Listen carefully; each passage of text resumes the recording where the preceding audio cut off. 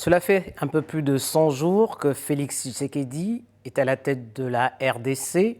Si les Congolais ont salué la première alternance pacifique dans le pays, ils s'interrogent aujourd'hui sur la réalité du pouvoir du président de la République. Martin Boulumba, bonjour. Bonjour Madame Denise Epoté. 6 mois après sa prise de fonction, quel bilan faites-vous de la présidence de Félix Tshisekedi? Le bilan de Félix Tshisekedi peut être analysé en deux volets. Il y a d'abord les volets de droits civils et politiques, notamment concernant l'opposition politique, les activités de partis politiques, les pluralismes politiques. Félix Tshisekedi a libéré les prisonniers politiques.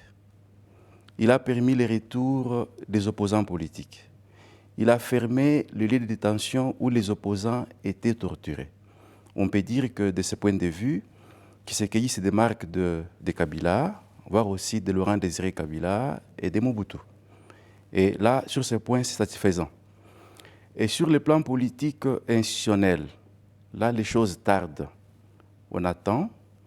Avec la coalition entre l'FCC de Joseph Kabila et l'UNC, enfin le cash IDPS-UNC, on ne voit pas encore clair. Il y a apparemment un blocage. Ce qui était prévisible parce que cette coalition n'avait aucun fondement clair. Alors on pense que lui, en tant que chef de l'État, il va s'assumer pour débloquer la situation. Alors, comparé à ses prédécesseurs, Félix Tshisekedi est tout sauf un hyper-président, comme le prévoit le régime présidentialiste. Il ne détient la majorité ni au pouvoir, ni au Sénat, et encore moins le contrôle de certaines institutions. Est-ce que le vrai maître du jeu, ce n'est pas toujours Joseph Kabila? Non, je ne dirais pas ça. Félix est le chef de l'État. Bon, nous sommes dans une situation où il n'a pas une majorité à lui au sein du Parlement. C'est une situation parfois inédite qu'on n'a jamais vécue en RDC. On est presque dans une situation de cohabitation. Bon, ils ont formé une coalition. Ils ont une coalition. Est-ce qu'on n'est pas plus en cohabitation que dans une coalition? Bon, tant que l'INC, l'UDPS et l'FCC ont formé cette coalition de gouvernement, on se pose Mais une la coalition qui n'est basée sur aucun programme, vous le rappeliez vous-même tout à l'heure. Tout à fait. C'est ce qui pose problème, ce qui crée même ces blocages. Mais je pense que Félix Tshisekedi a les moyens politiques et juridiques pour débloquer la situation. Il est le chef de l'État. Mais les choses tardent à venir. On voit bien que 6 mois après sa prise de fonction, il n'y a toujours pas de gouvernement, même si un Premier ministre a été nommé. Bon, ça c'était prévisible. On peut comprendre dans un pays où on avait toujours un chef de l'État qui décidait de tout, qui commandait tout. Maintenant, on a une configuration politique où il faut négocier. On doit apprendre des habitudes. Et cela ne vient pas un seul jour. Il faut le temps. On voit bien que ces deux adversaires politiques qui se sont affrontés pour la conquête du pouvoir, ils se méfient. Ils se méfient, ils s'observent, ils s'intimident même. Il y a un camp qui pense que non, nous on a la majorité. Il y a un camp qui pense que non, nous on a gagné les élections. Ils ont vraiment la majorité. Ils la détiennent au Parlement, au Sénat, mais aussi au niveau des provinces. Oui, mais quand on a formé une coalition de gouvernement, je pense que Tshisekedi a été élu sur un projet politique. L'FCC avait un projet porté par Chadari. Ce projet n'a pas été élu par la population. Ce projet a échoué. Aujourd'hui, c'est le projet de Tshisekedi qu'on doit appliquer. Maintenant, il lui appartient, lui, de pouvoir l'appliquer en tant que chef de l'État. Parce qu'il est le chef de l'État. Il a des moyens politiques et juridiques. C'est à lui maintenant de demander à son allié d'appliquer son projet.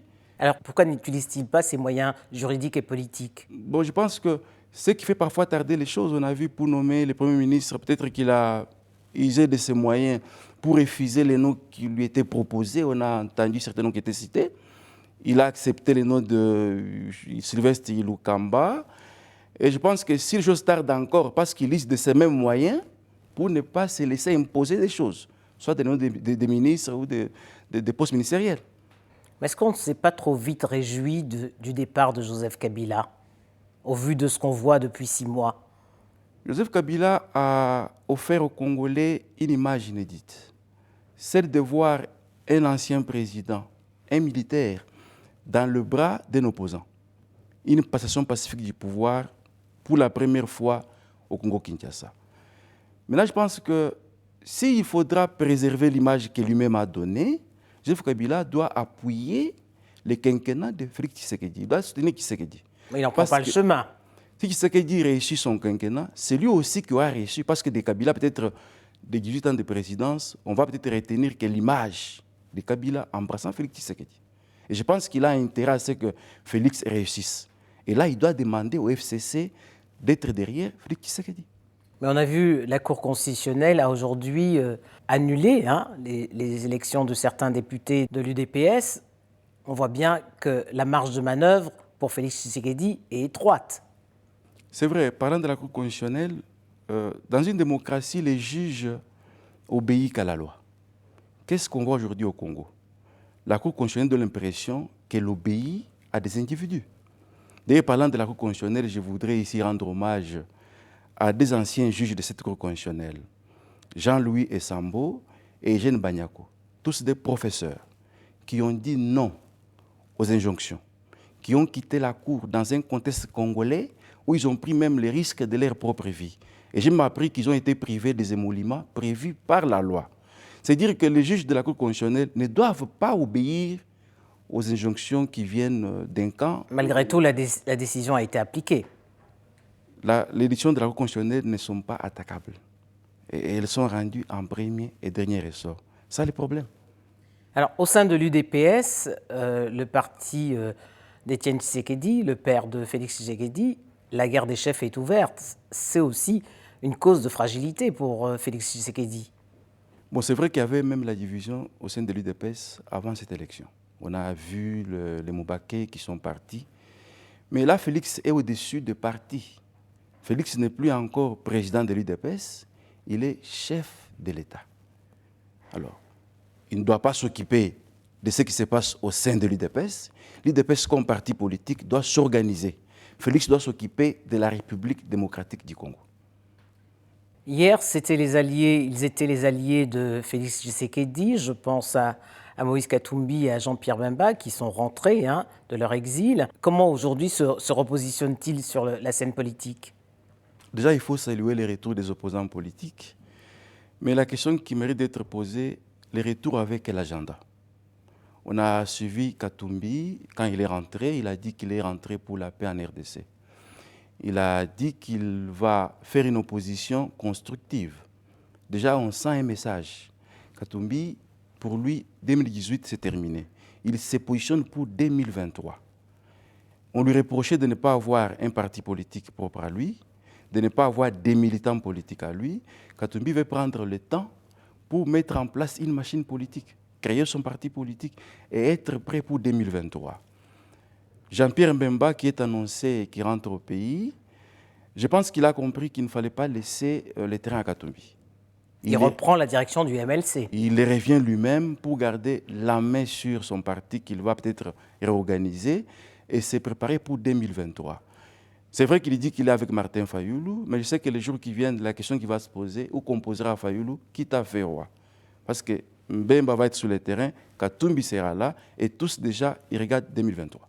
Alors, à la différence de Martin Fayoulou, Moïse Katumbi est certes un opposant, mais un légaliste, parce que lui reconnaît le président élu, qui est Félix Tshisekedi. Alors, au sein de cette coalition qu'ils ont formée avant pour la présidentielle, la Mouka, que va devenir cette coalition aujourd'hui avec ses divergences, puisque Fayoulou n'est pas sur la même longueur d'onde? Il faut dire qu'aujourd'hui, la Mouka vit sous perfusion. Au départ, il faut rappeler que la Mouka s'était formée en demandant le départ de Kabila. Le combat était Kabila doit partir. C'est Katumbi avait appelé le troisième pénalty. Et après les élections, l'unité au sein de la Mouka n'est plus comme avant, parce que Katumbi est clair, il reconnaît Tshisekedi comme président de la République et il se projette pour 2023. Je pense que Mbemba, à son retour, on attend bien son message. Quel message il va donner quand il va rentrer?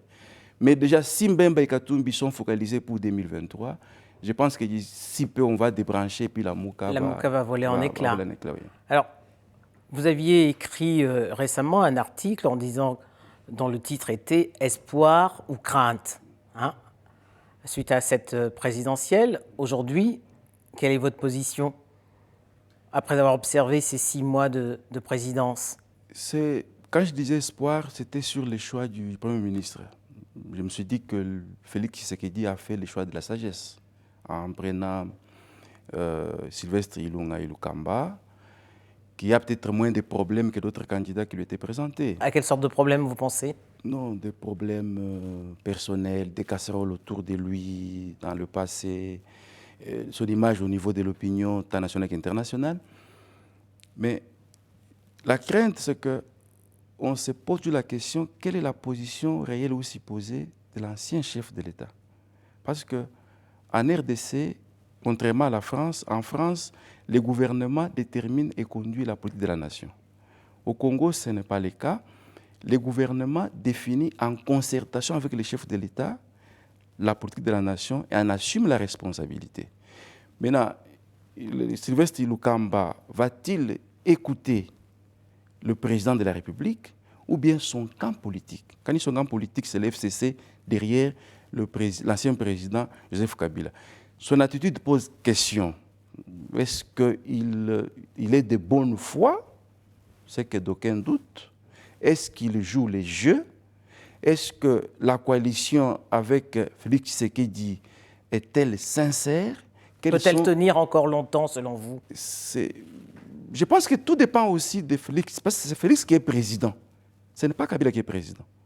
C'est Tshisekedi qui est président. Comme je l'ai dit, il a des moyens politiques et juridiques pour débloquer la situation. Maintenant, il doit se parler avec son allié. Il faut une alliance sincère. Jusqu'à présent, on doute un peu de la sincérité. Il y a plus la méfiance que la sincérité. Martin Mulumba, merci. Merci, Denise Poté.